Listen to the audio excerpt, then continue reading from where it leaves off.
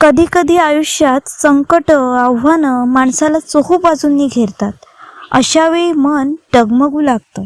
आपल्या इच्छाशक्तीपुढे ही आव्हानं मोठी वाटू लागतात. तेव्हा असं वाटतं की माघार घ्यावी, पण अशा वेळी हार न मानता पुन्हा हिमतीने उभं राहावं. म्हणूनच गरज असते ती आत्मविश्वासाची, प्रेरणेची. आणि म्हणूनच ही हिंमत आणि बळ देण्यासाठी मी घेऊन आले एक खास काव्यमय प्रेरणादायी व्हिडिओ, अर्थात मोटिवेशनल व्हिडिओ, खास मराठीतून तुम्हा सगळ्यांसाठी.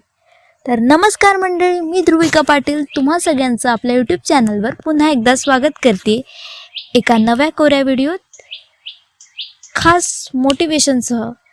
चला तर मग वळूयात आपल्या व्हिडिओकडे.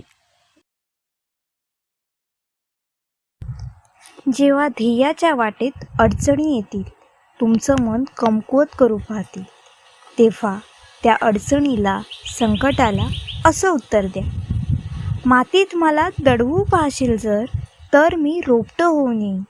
अल्लड वाऱ्यासारख्या मनाला अडवू पाहशील जर, तर मी वादळ होऊन येईन. वाटेत माझ्या ज्वाळा फेकशील जर, तर मी वणवा होऊन येईन. तू आवाज माझा कोणशील जर, तर मी संगीत होऊन येईन. दगड समजून घाव घालशील जर, तर मी पोलादी मजबूत होऊन येईन.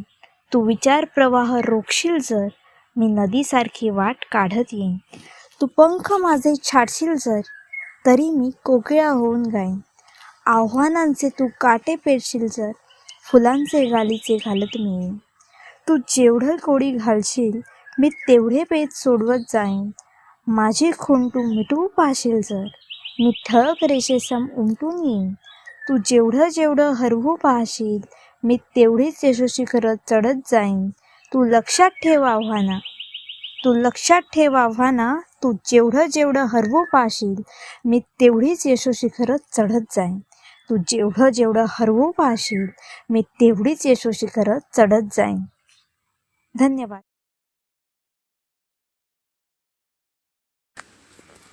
काय मग, कसा वाटला आजचा व्हिडिओ? वाटतंय ना अगदी मोटिवेटेड? मग असंच तुमच्या मित्रमैत्रिणींनाही त्यांच्या ध्येयाच्या प्रवासात मोटिवेटेड ठेवण्यासाठी आजच त्यांच्यासोबतही हा व्हिडिओ शेअर करा. आणि हा व्हिडिओ आवडल्यास व्हिडिओला एक लाईक करा. तर मंडळी, आजच्यासाठी इथेच थांबूयात. भेटूयात पुढच्या व्हिडिओमध्ये. तोपर्यंत उन्हाळ्याचा सीझन आहे, तर आमरसाचा आस्वाद घेत राहा. आणि हो, काव्यरसाचा आस्वाद घेण्यासाठी आपल्या यूट्यूब चॅनलला सबस्क्राईब करा. Bye bye, see you again.